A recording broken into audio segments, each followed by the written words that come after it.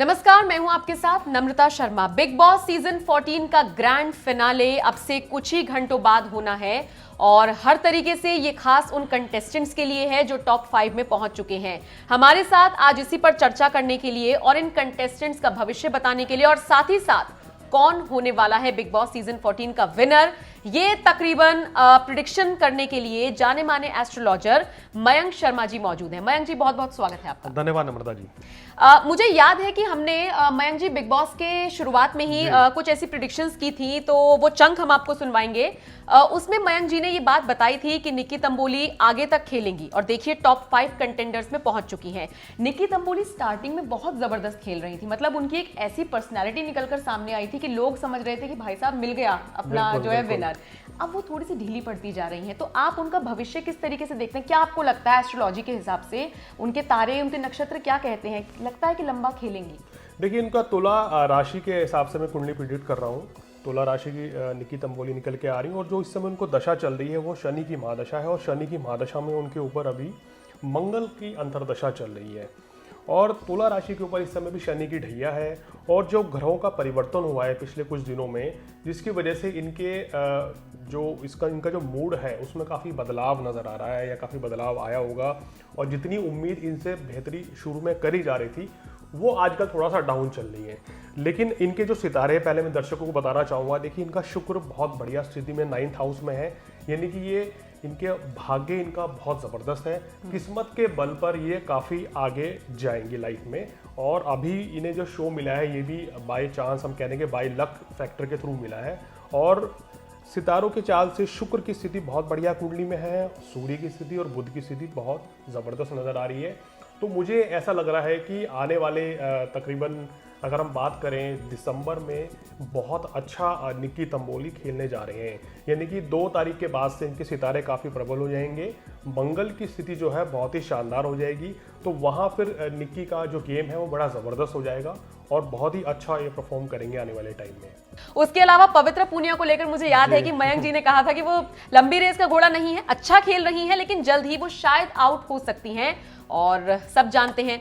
इससे पहले मेरी सहयोगी हैं कविता, उनके साथ बहुत सारी प्रेडिक्शंस मयंक जी ने की थी शहनाज गिल को लेकर कि घर के अंदर भी अच्छा खेलेंगी, सबका प्यार पाएंगी और घर से बाहर निकलने के बाद बहुत उनको काम मिलेगा, शोहरत मिलेगी। तो हमने सोचा मौका खास है तो क्यों ना मयंक जी को अपने स्टूडियो में लाया जाए और उनसे बातचीत की जाए कि भाई अब आगे क्या होने वाला है। मयंक जी, 5 कंटेंडर्स पहुंच चुके हैं बिग बॉस को, आप भी फॉलो कर ही रहे हैं।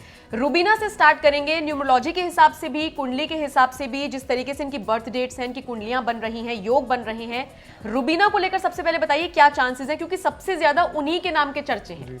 देखिए, सबसे ज़्यादा चर्चा उनके नाम के क्यों हैं और भी कंटेस्टेंट जो हैं और दूसरे राहुल हैं, मुझे लग रहा है कि इन दोनों के नाम के चर्चे बहुत ज़्यादा हो रहे होंगे।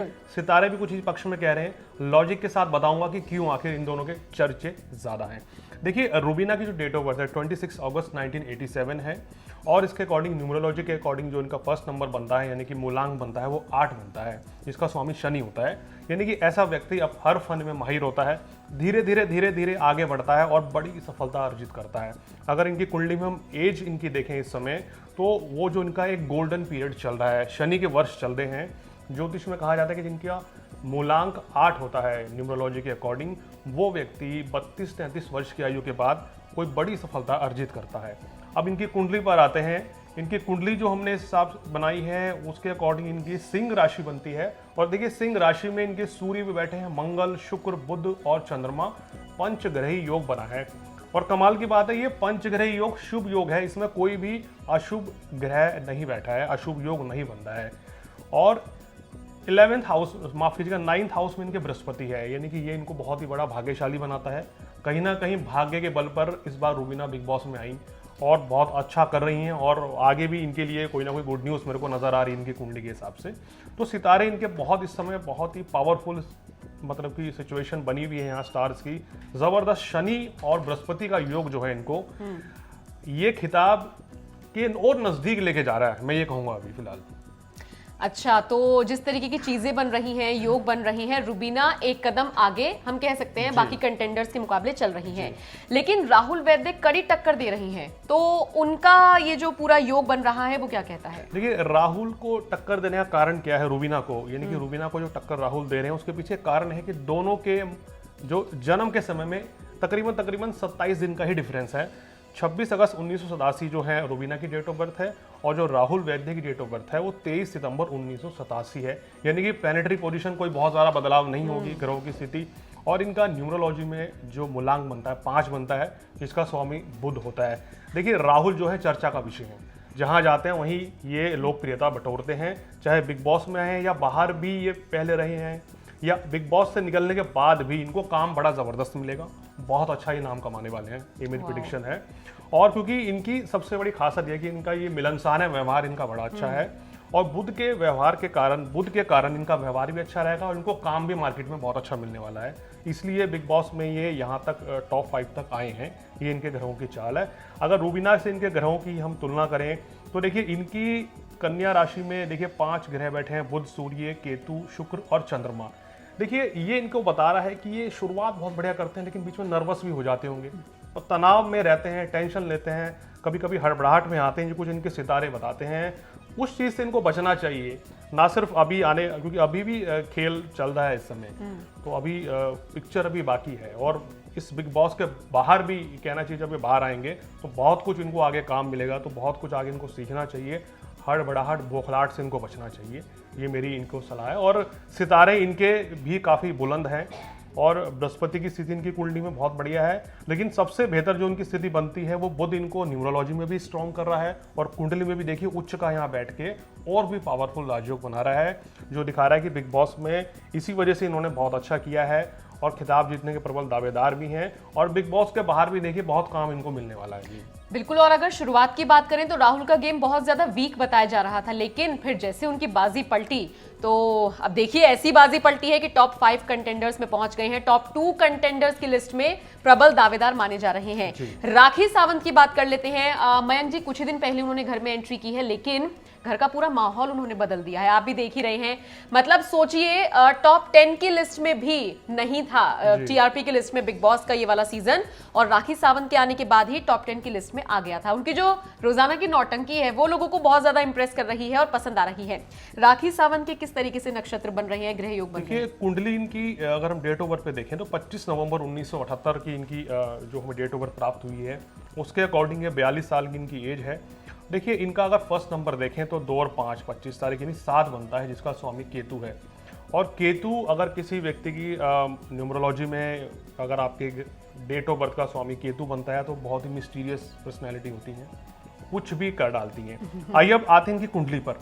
आखिर क्यों नहीं है, कभी भी डरती हैं ना दबती हैं, आखिर क्यों ये इतनी एग्रेसिव हैं, और लाइमलाइट में, ग्लैमर में रहना इनको पसंद है, और जहाँ जाती है वहाँ मतलब पब्लिक देखना पसंद करेंगे इनको। कारण क्या है? मिथुन राशि है सबसे पहले, और पंचम भाव में शुक्र और मंगल है। पंचम भाव जनता से प्रेम का होता है, एंटरटेनमेंट का होता है। यहाँ जब भी शुक्र और मंगल बैठ जाता है व्यक्ति अच्छा आर्टिस्ट होता है, या जहाँ जाता है सुर्खियाँ बटोरता है। व्यक्ति के जाने से स्थितियाँ उनके पॉजिटिव फेवर में आती हैं, चीज़ें हालात बदल जाते हैं। और इनकी कुंडली में बुध भी उठ चुका है, हाजिर जवाब है। शनि इनको इतना पराक्रम देता है कि बिल्कुल किसी से डरती नहीं है। तो इनके सितारे जो हैं वो ये दिखा रहे हैं, इन्होंने स्ट्रगल बहुत किया है, लेकिन सुर्खियां बटोरने में इनके ग्रह हैं, खासकर शुक्र और बुध जो हैं बहुत ही इनको अहम रोल अदा करते हैं।